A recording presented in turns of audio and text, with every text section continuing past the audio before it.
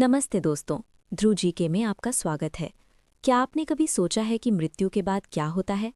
क्या आत्मा सच में शरीर छोड़ देती है? क्या स्वर्ग और नर्क सच होते हैं या ये सिर्फ कहानियां हैं? आज की इस वीडियो में हम जानेंगे एक ऐसी सच्चाई जिसे सुनकर शायद आपकी सोच ही बदल जाए। तो वीडियो को अंत तक जरूर देखना, क्योंकि आखिरी में जो सच सामने आएगा वो आपको अंदर तक हिला देगा। नंबर 1, मृत्यु का रहस्य। दोस्तों, जब इंसान की मृत्यु होती है तो शरीर तो यहीं रह जाता है, लेकिन क्या आपने सोचा है कि उसकी आत्मा का क्या होता है?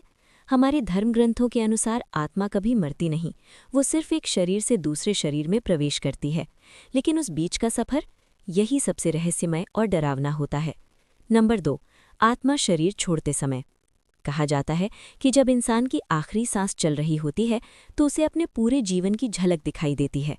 उस समय उसे अपने सारे कर्म याद आते हैं, अच्छे भी और बुरे भी। और फिर एक पल ऐसा आता है जब आत्मा धीरे धीरे शरीर से अलग होने लगती है। कुछ लोगों ने नियर डेथ एक्सपीरियंस में बताया है कि उन्हें लगा जैसे वो अपने शरीर को ऊपर से देख रहे हों, यानी आत्मा शरीर से बाहर निकल चुकी होती है। नंबर 3, यमदूतों का आगमन। धर्म ग्रंथों के अनुसार मृत्यु के तुरंत बाद यमदूत आते हैं। अगर इंसान ने अच्छे कर्म किए हैं तो यमदूत उसे सम्मान से ले जाते हैं, लेकिन अगर कर्म बुरे हैं तो वही यमदूत बहुत डरावने रूप में आते हैं और फिर आत्मा को एक ऐसे रास्ते पर ले जाया जाता है जिसे यमलोक का मार्ग कहा जाता है।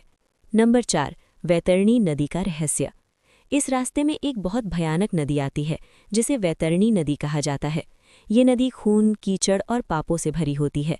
कहा जाता है कि जिसने जीवन में दान पुण्य किया हो उसे इस नदी को पार करना आसान होता है, लेकिन जिसने पाप किए हों उसे इस नदी में बहुत कष्ट सहना पड़ता है। नंबर 5, कर्मों का हिसाब। इसके बाद आत्मा को यमराज के सामने पेश किया जाता है।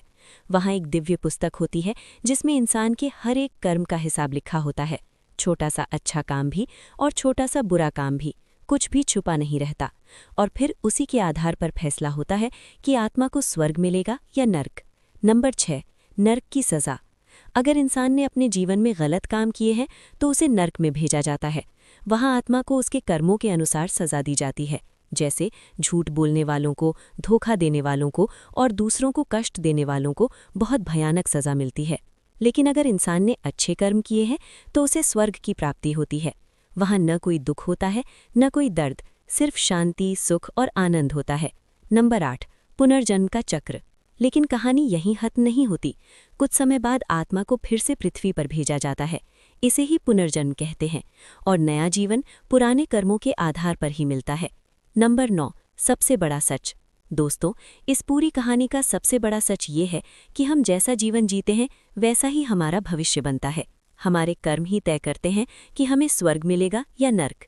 इसलिए दोस्तों, हमेशा अच्छे कर्म करो, दूसरों की मदद करो और सच्चाई के रास्ते पर चलो, क्योंकि मृत्यु तो एक दिन सबको आनी है, लेकिन उसके बाद क्या होगा ये आज आप तय कर सकते हो।